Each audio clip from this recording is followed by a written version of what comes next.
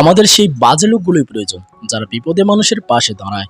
বিপদ কিংবা জাতির সংকটকালে সব দেখে শুনেও চুপচাপ বসে থাকা আদর্শ লোকদের আমাদের প্রয়োজন নেই, যার জ্বলন্ত প্রমাণ সালমান বিন মুক্তাদির। তাকে নিয়ে বিতর্কের কোনো শেষ নেই।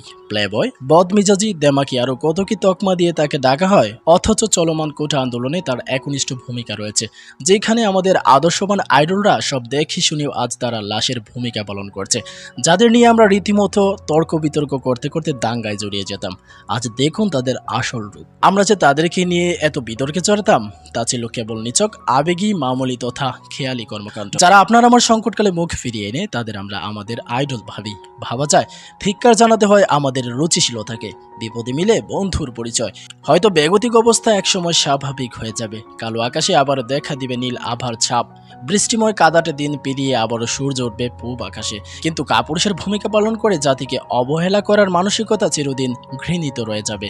এই প্রসঙ্গ নিয়ে সালমান বিন মুক্তাদির বলেন, এত বড় আর্টিস্ট আপনারা টিভি ইন্টারনেটে লাউড অ্যাক্টিং করেন, ভালো কথা, কিন্তু এই যে একটা ঐতিহাসিক মোমেন্টে যেটা সারা জীবনে একবার আসে, এরকম নিরপেক্ষ এবং অস্পষ্ট পোস্ট করে অ্যাক্টিং করবেন না। খুব বাজে হচ্ছে বিষয়টি।